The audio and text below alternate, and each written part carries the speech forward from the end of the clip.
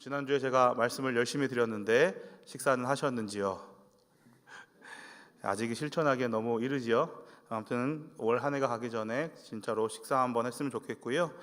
특별히 벚꽃이 많이 피었는데 오늘 보니까 제가 출근하면서 보니까 80% 이상 벚꽃이 핀 것 같습니다. 이 불광천 사진인데요. 올해는 아직 이 사진이 찾기가 어려워서 작년 사진으로 가져와 봤습니다. 이제 막 80% 돼서요. 오늘 막 사진들이 올라올 것 같습니다. 그래서 우리 옆에 계신 분들이 다 꽃같이 화사하신 분들이지만 우리 꼭 자연 속에서 하나님 만드신 자연 속에서도 하나님이 주신 은혜 그거를 누리면서 살아가는 삶이 되면 좋겠다. 특별히 오늘 수요일이니까 예배드리고 식사하고 불광천 한번 거느려 보시면 좋겠다라는 제 개인적인 생각이 있습니다. 그러한 마음으로 오늘 하루도 활기차게 살아가시면 좋겠고요. 또 옆 사람과 이 시간에 인사하도록 하겠습니다. 함께 있는 것만으로도 행복합니다. 네, 계속해서 행복한 연신교회 신앙생활 될 수 있기를 간절히 바랍니다. 오늘은 예수님과 함께라는 제목으로 가는 두 번째 시간으로 예수님이 행하신 치유 사역에 대해서 살펴보고자 합니다. 예수님이 이 땅에 오신 이유가 있다면 복음을 전하시고 말씀을 가르치시고 고치시는 일이었다라고 스스로 말씀하셨죠. 그래서 오늘은 고치시는 예수님의 모습, 저번 주에는 말씀으로 육의 양식과 영의 양식을 먹이시는 모습을 살펴보았다고 한다면 오늘은 고치시는 예수님의 모습을 살펴보고자 합니다. 제가 청년 시절에 교회에 다닐 때에 청년부에 한 동생이 있었습니다. 새벽 예배가 끝나면 같이 또 여럿이 함께 모여서 교제도 하고 또 식사도 했던 한 자매가 있었는데요. 제가 막 신학 공부를 시작하던 시점이었는데요. 어느 날은 그 친구에 대한 한 가지 소식을 듣게 되었습니다. 20대라는 젊은 나이에 생각지도 않게 병에 걸리게 되었다는 것이었습니다. 그 병은 림프종이었습니다. 꽃보다 청춘 행복하게만 살아도 부족할 시절에 그 힘든 병에 걸려서 많이도 힘들어하고 기도하고 또 실제로 그러한 모습을 보니 저도 안타까운 마음이 들었습니다. 그러면서도 그 자매는 신앙의 힘으로 이겨내고자 유난히 노력하였습니다. 각종 치유 집회에도 막 찾아다니고 예배도 드리는 모습, 그런 모습을 보면서 함께 아파하며 그 친구를 위해 기도했던 그런 시간들이 있었던 기억이 납니다. 물론 지금은 다 나아서 행복하게 살아가고 있습니다. 그런데 그 당시만 하더라도 그 병으로 고통당하는 그 심정은 제가 이루 헤아릴 수 없을 정도로 힘들구나라고 느꼈습니다. 지푸라기라도 잡는 심정으로 막 집회를 찾아서 다니기도 하고 또 어디는 뭐 전화기에 대고 기도만 해줘도 낫는다 뭐 이런 데도 막 찾아다니는 모습을 보았습니다. 그 모습을 아직도 잊을 수 없습니다. 아마도 그러한 간절함과 믿음이 있었던 것이고 그것이 하나님의 치료의 손길을 내려주신 것에 큰 이유가 되지 않았을까 생각을 해보게 됩니다. 오늘 본문에서도 이러한 여인을 만나볼 수 있는데요. 바로 12해 동안 혈루병을 앓고 있던 여인이었습니다. 이 여인은 희망이 없는 여인과도 같았을 것입니다. 12해 동안 혈루병을 겪었기 때문이지요. 혈루병이라고 하는 것은 피를 쏟는 병이었습니다. 단순히 생리적인 증상이 아니라 알 수 없는 이유로 출혈을 하는 병이라고 할 수 있습니다. 아마도 임질과 같은 난치병이었을 것이라 추측이 됩니다. 어쨌든 이 여인은 병을 고칠 수 있는 방법이 없는 절망 가운데 빠져 있었습니다. 26절에도 보면 많은 의원들도 그 여인의 많은 괴로움을 해결해 주지 못하고 오히려 더욱더 병은 중하게 되었다라고 성경에 기록되어 있지요. 이 여인이 12년 동안 이 병을 앓으면서 많이도 노력했을 것이고 또 그 가운데 수많은 좌절과 또 어려움을 겪었을 것입니다. 이제는 어쩌면 하루하루 목숨을 연명하는 그러한 것에 만족하며 살았을지도 모르겠습니다. 얼마나 많은 방법을 동원했겠습니까? 오늘날로 치면 양의도 또 한의도 한방병원도 민간의학도 안 해본 곳이 없을 정도로 다 찾아보았을 것입니다. 그리고 뭐 용하다는 선지자들도 많이도 찾아다녔겠지요. 오늘날로 말하면 앞서도 나누었듯이 치유 집회 이런데 한두 번 갔겠습니까? 그러나 그런 것이 아무런 효험도 없었고 오히려 오랫동안의 실패와 좌절 속에서 또 죽음만을 기다리는 신세가 되었을지도 모릅니다. 거기에 더해서 주변의 환경으로부터 완전히 격리된 삶을 살아야 했지요. 당시에는 혈루증이라고 하는 것, 이러한 병들은 부정하게 여겼기 때문에 사회로부터 철저하게 소외를 당했습니다. 그래서 성 밖에 머물러야 했을 것이고 또 회당에서 행해지는 예배에는 참석할 수가 없었을 것입니다. 어쩌면 당시에는 부정한 여인과 이혼하는 것이 합법적이었기 때문에 남편과 자식에게 버림을 받았을 수도 있을 것입니다. 그러한 시대 상황 속에서 철저하게 외로움과 절망이 이 여인의 마음 가운데 가득했을 것입니다. 어쩌면 당시의 여인처럼 우리의 삶이 실패와 절망 속에서 반복되는 과정 가운데 외로움 가운데 살아가고 있는 모습이 있지는 않으십니까? 아무리 해결하려고 노력도 해보았지만 해결되지 않는 문제, 다양한 방법을 써봤지만 치료되지 않는 질병, 또 아무리 노력해봐도 나아지지 않는 경제적인 문제, 이러한 다양한 문제와 씨름하면서 거기에서 절망을 느끼면서 살아갈 때가 있지는 않으십니까? 어쩌면 오늘날 계속되는 어려운 경제적 현실 속에서 혼란스러운 또 나라의 상황을 보면서 또 청년들은 취업의 문제로 계속해서 씨름하면서 어려움을 겪고 있을지 모르겠습니다. 청년들만 하더라도 취업할 곳이 없기도 하지만 10통, 100통을 넣어도 이력서를 넣어도 취직되지 않는 현실 속에서 실패와 좌절감에 빠져있는 청년들이 매우 많이 있습니다. 1, 2년은 어쩌면 계속해서 노력해 볼 수 있지만 5년, 10년 넘어간다고 한다면 점점 더 무감각해지고 희망과 소망이 사그라지고 현실을 받아들이며 그저 살아가는 모습, 희망 없는 모습으로 살아가는 사람들이 세상 가운데 정말로 많이 있습니다. 12년 동안 혈루병을 앓던 여인도 아마 마찬가지였을 것입니다. 그런데 오늘 한 줄기 빛이 보이기 시작합니다. 바로 예수 그리스도, 그분이 오셨다는 소식이지요. 절망 가운데 있던 이 여인은 어느 날 이러한 소식을 듣게 됩니다. 예수님이 오신다. 아마도 물 위를 걷고 병든 자들을 치료하셨던 그 하나님에 대한, 예수님에 대한 이야기를 들어왔을 것입니다. 사람부터 예수라는 분이 있는데 우리 같은 죄인들을 위해서 왔대. 많은 병자도 치유하고 기적도 많이 행했대. 이런 이야기들이 당시의 시대에 팽배하게 퍼져 있었을 것입니다. 이 여인에게는 그것이 마치 한 줄기 희망과도 같이 여겨졌을 것입니다. 당시에 이러한 소문을 듣고 많은 무리들이 예수님 주위에 둘러싸 있었습니다. 지난번에 오병이어의 기적만 보더라도 5,000명이 넘는 사람들이 예수님을 따라다녔죠. 그렇게 많은 무리가 예수님의 주위에 둘러싸여 있는 가운데 그 무리를 비집고 들어가서 이 부정한 여인이 용기를 내어서 그 사이로 들어가서 예수님의 옷에 손을 대게 됩니다. 이 여인이 손을 내밀었을 때 예수님의 능력이 나가게 되었고 혈루병이 낫게 되었습니다. 기적이 일어났다는 것이죠. 어떻게 그것이 가능했을까? 여기에서 첫 번째 포인트를 우리가 생각해 보아야 합니다. 첫째로 간절한 믿음이 기적을 만든다라는 것입니다. 이 여인에게는 믿음이 있었지요. 28절의 말씀 우리 함께 읽도록 하겠습니다. 이는 내가 그의 옷에만 손을 대어도 구원을 받으리라 생각함이로라. 아멘. 대단한 믿음이라고 할 수 있습니다. 내가 그의 옷에만 손을 대어도. 성경에 나오는 치유와 기적의 역사를 경험한 많은 사람들은 이와 같은 종류의 믿음이 있었습니다. 누가복음 7장에 나오는 백부장을 보면 자신의 종을 치유받았던 이 백부장은 예수님을 소문을 듣고 예수님께 희망이 있다라고 여겼습니다. 찾아가서 백부장은 이야기하죠. 자신의 종을 고쳐달라고 말씀합니다. 말씀만으로도 내 하인을 낫게 하실 수 있을 것입니다. 이러한 믿음을 보이고 있습니다. 우리 집에 와서 고쳐주십시오도 아니고 그저 말씀만 하시면 나을 줄로 믿습니다. 얼마나 대단한 믿음입니까? 또 요한복음의 사마리아 여인은 자신을 더럽고 추하게 여기는 유대인들 사이에서 갖은 비난에도 불구하고 예수님의 발에 향유를 부어 씻어주는 믿음을 보였습니다. 그로 말미암아서 예수님의 인정을 받게 되었죠. 어디 가든지 이 여인의 이름이 기록될 것이다 라고 말씀하셨죠. 그러한 믿음이 있었던 것입니다. 성경에 보이는 이러한 사람들에게 있는 큰 믿음, 주변 환경과 상황에도 불구하고 예수님 앞에 나아가면 구원받을 수 있다. 예수님은 분명히 향할 수 있다. 말씀만으로도 혹은 손을 대기만 하여도 가능하실 것이다. 이러한 믿음이 있었던 것입니다. 예수님이 유일한 소망이다라는 것을 철저하게 알고 있었던 것이죠. 우리에게도 이러한 믿음이 있어야 합니다. 예수님의 옷에만 손을 대어도 나의 문제가 해결될 것이다.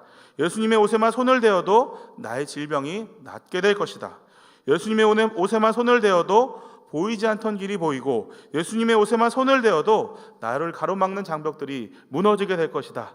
이러한 간절하고 확고한 믿음이 우리 가운데 있어야 하는 것입니다. 우리의 믿음을 돌아봅시다. 많은 사람들이 여러 가지 간절한 기도 제목을 가지고 주님 앞에 나옵니다. 그런데 보여지는 이 간절함과는 다르게 진정한 믿음과 하나님을 향한 간절함은 없는 경우가 있습니다. 어떻게 예배 한번 드리고 기도하면 모든 문제가 해결되겠습니까? 어떻게 이러한 행위를 했다고 한다고 해서 그것이 예수 그리스도의 옷에 손을 대는 일이라고 확신할 수 있겠습니까? 모두가 다 기도할 줄 알죠. 머리도 숙이고 손도 모으고 무릎도 꿇습니다. 그러나 형식적인 기도로는 외형만 갖춰서는 우리의 인생을 바꿀 수 없습니다. 간절한 믿음의 기도가 우리를 바꿀 수 있습니다. 간절한 믿음을 가지고 예배해야 합니다. 간절한 믿음을 가지고 기도해야 합니다. 간절한 믿음을 가지고 찬양해야 합니다. 물론 이것이 쉽지 않습니다. 그래서 믿는 사람들에게조차도 진정한 믿음이라는 것, 진정한 그리스도인이 된다는 것, 그러한 끊이지 않는 지향점이 된다라고 할 수 있겠죠. 이 여인에게 있었던 간절함처럼 우리 모두가 동일한 간절함을 갖기를 원하고, 또 예수님의 옷에만 손을 대어도 좋겠다, 예수님의 옷에만 손을 대어도 문제가 해결될 것이다, 구원받을 것이다, 그렇게 마음의 중심이 진정으로 예수 그리스도 가운데 초점이 맞춰진 가운데 그렇게 예배하고 기도한다면 그 간절한 마음 가운데 예수 그리스도의 옷자락에 손이 닿게 될 것입니다. 그리고 그때 예수 그리스도의 능력이 우리 가운데 흘러들어오게 될 것입니다. 그의 옷에만 손을 대어도 병이 나았다는 것, 얼마나 큰 은혜입니까? 구약의 레위기에 나온 그 제사처럼, 예배처럼 예배 나가기 전에 몸을 정결하게 하고 씻고 준비해야 된다, 조금이라도 부정하면 죽임을 당한다 라고 한다면 얼마나 두렵고 떨리고 실제로 많은 사람이 죽어나가겠습니까? 조금 완화해서 우리가 정말로 예배를 100% 드려야만 은혜가 임한다, 하나님의 법과식을 다 지켜야만 응답해 주신다 라고 한다면 과연 우리 중에 몇 명이나 하나님의 응답과 은혜를 경험할 수 있겠습니까? 다만 간절한 마음, 그저 손을 내미는 것, 그렇게 그분의 옷에만 손을 대어도 구원을 주시는 분이 예수 그리스도다라는 것이 참으로 큰 은혜라고 할 수 있습니다. 실제로 여인은 예수님과 동시대를 살아가기에 믿음을 가지고 옷을 만지는 행위를 실제적으로 행했죠. 우리는 우리와 함께 계시는 하나님, 문 밖에 서서 두드리시는 그 예수 그리스도를 바라보면서 그분께 믿음의 손을 내밀기만 하면 되는 것입니다. 그저 간절함이 있다면 누구나 어디서나 예수 그리스도의 옷자락을 만질 수 있을 것입니다. 오늘날 예수님은 우리의 삶에 다가오시고 우리를 치유하시고 고쳐주시기를 원하시는 분이십니다. 우리 아버지가 되시는 하나님께서 왜 그분의 아들인 우리에게, 자녀된 우리에게 그렇게 해주기를 원하지 않으시겠습니까? 저도 자녀가 있습니다만 딸아이가 저에게 꼭 하는 마법과 같은 말이 있습니다. 아빠 이리 와봐. 이 한마디, 귀찮을 때도 있죠. 피곤할 때도 있고 또 쉬고 싶을 때도 있는데 이 말을 한 2-3번 반복하게 되면 저는 항상 끌려나가게 됩니다.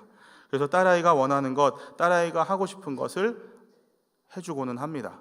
저를 위해서는 밖에 나가서 먹을 거 사오는 것도 참 귀찮은데 딸아이를 위해서는 그저 가깝지 않더라고 할지라도 같이 나가서 먹을 것을 사오거나 하는 것이죠. 이것이 아빠의 마음입니다. 특별히 딸이 병이 들고 아픈다고 한다면 우리 부모된 심정에서 얼마나 가슴이 미어지고 찢어지겠습니까? 그것이 바로 하나님의 마음이라는 것입니다. 지금 치유해주고 싶지만, 정말로 간절하지만 우리가 하나님께서는 마음 아파하시면서 우리가 작은 손을 내밀기를 바라고 계십니다. 자신에게 또 믿음을 가지고 나아오기를 원하고 계십니다. 우리가 이 작은 손을 내밀어서 그분의 옷자락이라도 만지고자 손을 내민다면 마치 이 여인이 손을 내밀어 옷자락을 만지고 예수 그리스도의 능력을 경험했던 것처럼 하나님께서는 우리의 작은 손에 이끌려서 능력을 행하실 줄로 믿습니다. 그의 옷에만 손을 대어도, 이 단어 하나만을 기억하고 가셔도 좋겠습니다. 그 말씀을 기억하면서 그분의 옷자락에 손을 닿고자 하는 간절함으로 예배하고 기도하고 찬양 드리시는 삶을 살아가시기를 바라고, 그때에 주실 능력을 경험하시는, 날마다 그러한 능력으로 살아가시는 저와 여러분의 삶이 될 수 있기를 주님의 이름으로 축원합니다. 둘째로, 예수님은 나를 통해서 그분의 은혜를 나타내기를 원하신다라는 것입니다. 그 능력을 경험했다고 해서 끝나는 것은 아닙니다. 오늘 본문이 그러하죠. 30절의 말씀 우리가 함께 읽도록 하겠습니다. 예수께서 그 능력이 자기에게서 나간 줄을 곧 스스로 아시고 무리 가운데서 돌이켜 말씀하시되 누가 내 옷에 손을 대었느냐 하시니. 아멘. 예수님이 몰라서 물으시진 않으셨겠죠. 예수님은 다 알고 계십니다. 가룟 유다가 배반할 것도, 또 베드로가 닭이 울기 전에 3번 부인할 것도 다 알고 계시는 분이 예수님이시죠. 그런데 왜 물으시는가? 의도가 있다라는 것이죠. 근데 제자들은 엉뚱한 대답을 합니다. 이렇게 말하죠. 무리가 많아서 믿는 것이 보이지 않습니까? 무리가 이렇게 많은데 누가 만졌겠습니까? 민 것을 착각하신 것이겠지요. 이렇게 이야기하고 있는 것이죠. 최소한 예수님의 능력을 경험한 사람들이라고 한다면 예수님이 이렇게 말씀하시면 누군가 손을 댄 사람이 있나 보다 찾아보는 신용이라도 했어야 할 것이 응당한 일일 것이었습니다. 오히려 예수님께서 이상한 말씀을 하신다, 이 상황을 보고도 그런 말씀하십니까? 라고 말하고 있는 것, 그것이 제자들의 모습이었습니다. 우리의 신앙이 이와 같을지도 모르겠습니다. 예수님은 우리의 삶 속에서 또 우리 주변 사람들 가운데서도 많은 은혜를 행하셨죠. 또 지금도 베풀고 계시는데 우리는 그것을 마치 못 본 것처럼, 보아도 잊어버린 것처럼 행동할 때가 참 많은 것 같습니다. 정말로 큰 은혜를 경험한 것 같은데 뒤돌아서니 언제 그런 은혜를 경험했는가 싶게 살아가는 사람들이 있습니다. 제가 아는 분만 하더라도 병이 걸리셨는데 큰 병이었는데도 그때는 간절하게 제가 기도도 해드리고 또 나음도 받았는데 나은 지 얼마 안 돼서 다시 또 예전의 모습으로 담배도 피고 술도 마시고 다시 재발하고 결국엔 그 일로 돌아가시는 안타까운 일도 제가 경험하였습니다. 젊은 나이에 그렇게 되었는데요. 그러니까 우리는 믿음으로 간절함이 있을 때는 믿는 것 같다가도 은혜를 경험하고 난 뒤에는 금세 그것을 까먹는 것이 우리 인간의 모습이 아닌가, 나의 신앙이 아닌가 생각해 보게 됩니다. 우리가 그 사실을 잊지 않고 살아가고자 해야 합니다. 그래서 우리가 주변 사람들과 삶의 은혜, 간증을 나누는 것이 매우 중요하다고 할 수 있습니다. 그래서 우리 또 구역별로 모임을 하고 하실 텐데 구역 예배도 나누시겠지만 한 주간 있었던 은혜를 나눠주시고 또 말씀을 나눠주신다면 서로가 서로에게 그 은혜를 보고 나누고 누리는 가운데 더 큰 은혜를 느끼게 될 것입니다. 제가 어제도 한 장로님과 이야기를 나눴는데요. 2시간 이야기 나눴는데 삶 가운데 다양한 얘기가 있었지만 얼마나 많은 간증거리가 있는가 또 보게 되었습니다. 그리고 우리가 찾을 마음만 있다면 이러한 은혜들, 간증거리들은 얼마든지 찾을 수가 있다라는 것이죠. 우리 옆 사람도 삶에 많은 굴곡이 있고 그것마다 또 간증거리들이 있을 것입니다. 그러한 것들을 나눠야 하는 것이죠. 그저 나는 은혜와 상관없이 세상의 흐름, 세속의 흐름에 떠밀려서 살아가는 것처럼 오늘도 내일도 그냥 죽지 못해 살아가는 것처럼 살아간다면 그러한 은혜는 나와 상관없는 은혜가 되는 것이죠. 하나님은 우리를 향한, 인생을 향한 계획을 가지고 계시고 그분의 섭리와 목적 가운데 우리를 이끌어가고 계십니다. 그런데 우리는 늘 뒤를 돌아봐야만 그러한 은혜가 있다는 것을 깨닫게 되는 것 같습니다. 그러한 은혜가 있다는 것 마음속으로 기억하시고 또 사람들과 함께 은혜를 나누는 가운데 또 영적인 민감함이 우리에게 있어서 늘 하나님이 행하시는 은혜, 오늘도 말씀드린 것처럼 자연 가운데 벚꽃이 피는 것, 하나님은 때에 맞는 은혜, 해마다 또 동일하게 운행하시는 은혜가 있다는 것을 기억하면서 이 세상에 은혜 아닌 것이 없다라는 것을 깨닫고 믿음의 눈으로 바라보고 찾게 되는, 그래서 오늘 하루 가운데도 하나님의 놀라운 은혜를 많이 경험하시는 성도님들이 될 수 있기를 축복합니다. 예수님은 이제 이 여인을 보려고 돌아보십니다. 그러자 이 여인이 자기에게 일어난 일을 본인은 알고 있기 때문에 앞으로 나오죠. 그리고 모든 사실을 말하죠. 왜 예수님이 이 여인을 찾으셨을까? 그 이유가 드러나게 되는데요. 34절의 말씀 우리가 함께 읽도록 하겠습니다. 예수께서 이르시되 딸아 내 믿음이 너를 구원하였으니 평안히 가라. 내 병에서 놓여 건강할지어다. 아멘. 확실한 의도가 드러나 있지요. 이유는 두 가지입니다. 하나는 본문의 말씀처럼 축복해 주시기 위해서입니다. 평안히 가라. 병에서 노임을 받았다. 건강할지어다. 그동안 얼마나 외롭고 힘들고 절망과 좌절 가운데 빠져 있었을 이 여인에게 예수님은 감격을 또 위로를 해주시는 것이죠. 예수님은 믿음으로 주님의 옷자락을 만진 우리에게 동일한 축복을 하실 줄로 믿습니다. 위로해 주시고 고쳐주시고 말씀해 주실 것입니다. 내 마음을 잘 안다. 평안히 가라. 그것보다 더 큰 위로가 어디 있겠습니까? 건강할지어다. 내 문제에서 자유할지어다. 그렇게 우리를 위로하시고 축복하실 것입니다. 또 하나의 이유가 있다면 이 여인의 고백이 필요했기 때문입니다. 이제 이 여인은 예수님으로부터 치유받았음을 주변 사람들에게 공포하고 다닐 것이고, 말을 하지 않는다고 할지라도 이 장면을 지켜보았던 제자들과 많은 사람들은 예수님으로 인해서 이 여인이 치유받았다는 것을 확실하게 알게 되었을 것입니다. 이 여인이 그냥 돌아가서 아무 말도 안 했겠습니까? 돌아가서 예수님으로부터 치유받았다, 나는 이제 깨끗하다, 그리고 가정으로 돌아갔든지 성 안으로 들어가서 사람들과 함께 생활했을 것입니다. 그 자체가 예수님의 이름을 찬양하는 삶이 되는 것이죠. 또 병고침을 받은 이후에 주변에 혹시 혈루증을 앓는 다른 여인에게 예수님께 가보라고 권면하지 않았겠습니까? 우리만 해도 용한 의사가 있다고 하면 이 병원이 좋다더라, 이런 소문을 전달하는 것, 그리고 어떤 약의 효과를 보면 이 약이 정말 좋다라고 말하지 않아도 전도하는 것이 우리의 모습이죠. 하물며 이 여인이겠습니까? 인생이 변화되었는데 어떻게 말하지 않을 수 있었겠습니까? 예수님은 심지어 자신을 따르겠다라고 말한 병자도 있었는데 병자에게 이렇게 말씀하시죠. 돌아가서 자신에게 일어난 일을 보이고 말하라. 이것에 예수님의 목적이 있는 것입니다.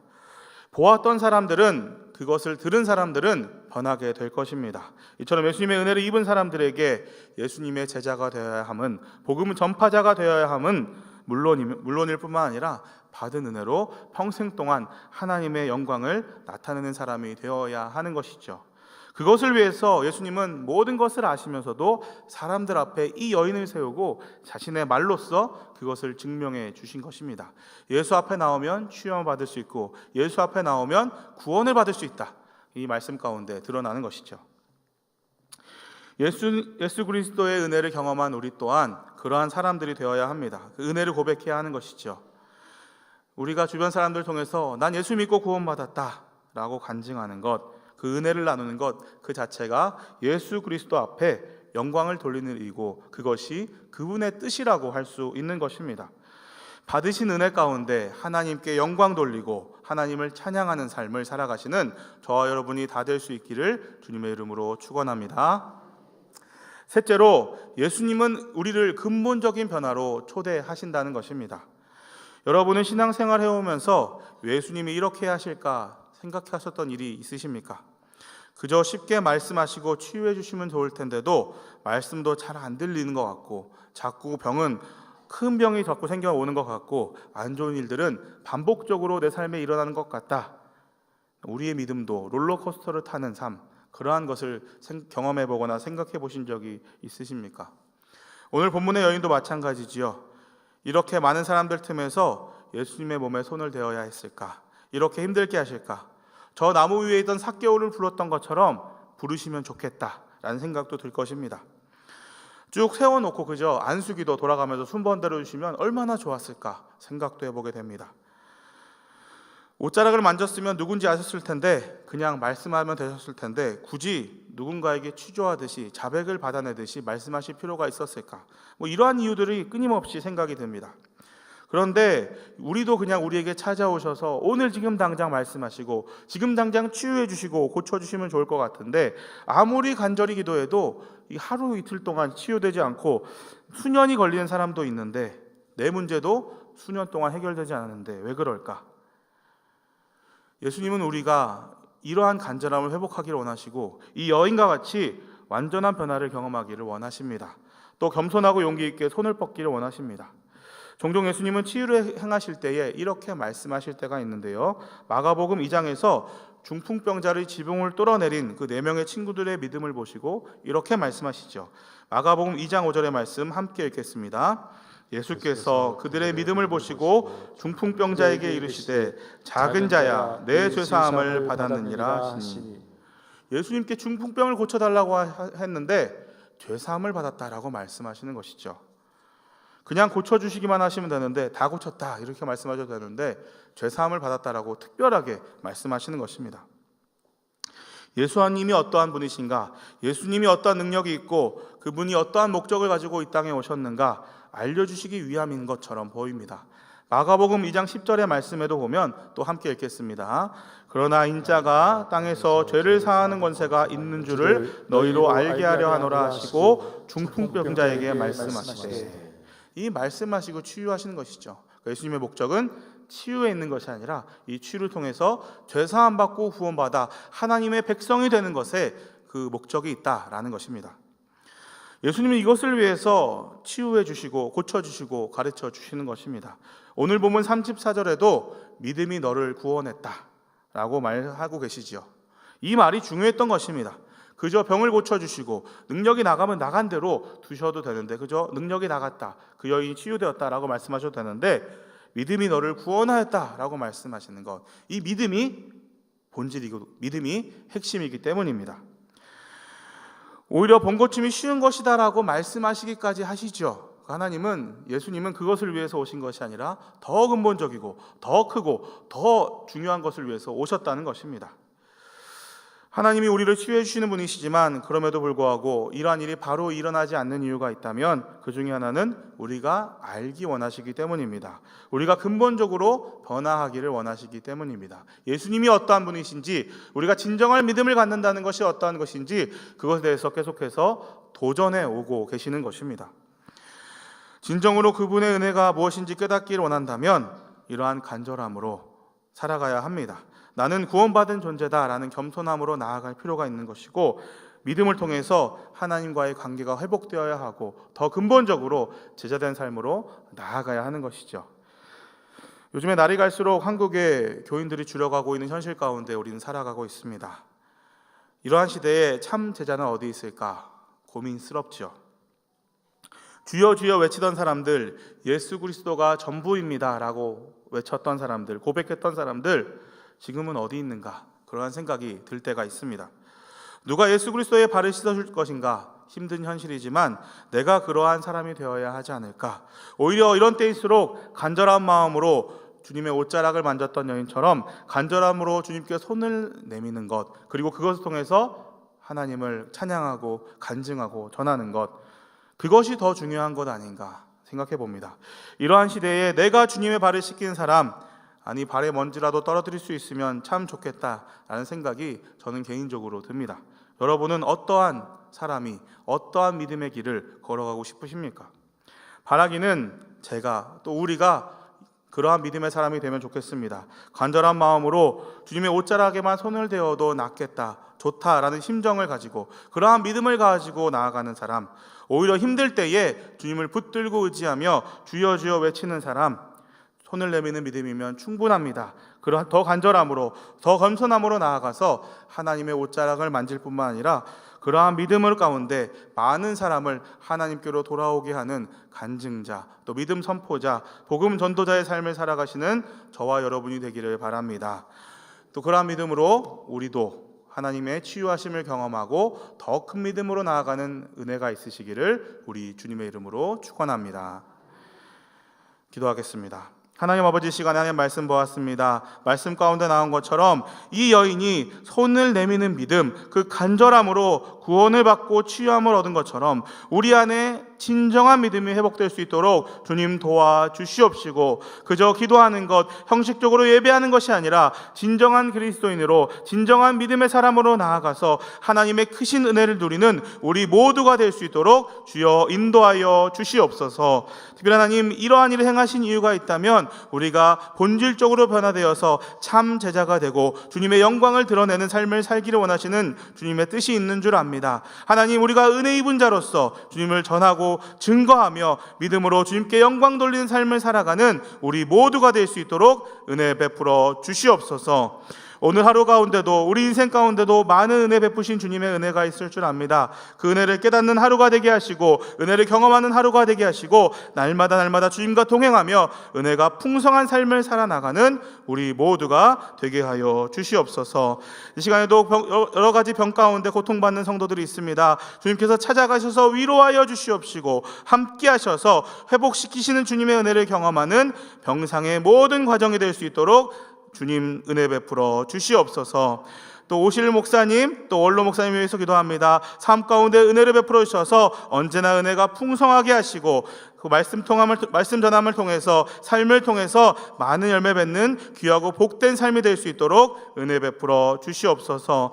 성도들의 가정마다 각 개인마다 기도하는 제목들이 있을 줄 아오니 주님 들어 응답하여 주시옵시고 하나하나 간절함으로 손을 내미는 손을 외면하지 마시고 능력 베풀어 주셔서 언제나 주님이 먹이시고 입히시고 행하시는 놀라운 기적과 은혜를 경험하는 복된 믿음의 삶이 또 믿음의 가정이 되게 하여 주시옵소서. 함께 하실 줄 믿고 오늘도 우리에게 손을 내미는 자들에게 능력 주실 주님을 믿고 의지하며 감사드리오며 우리 주 예수 그리스도의 이름으로 기도합니다. 아멘.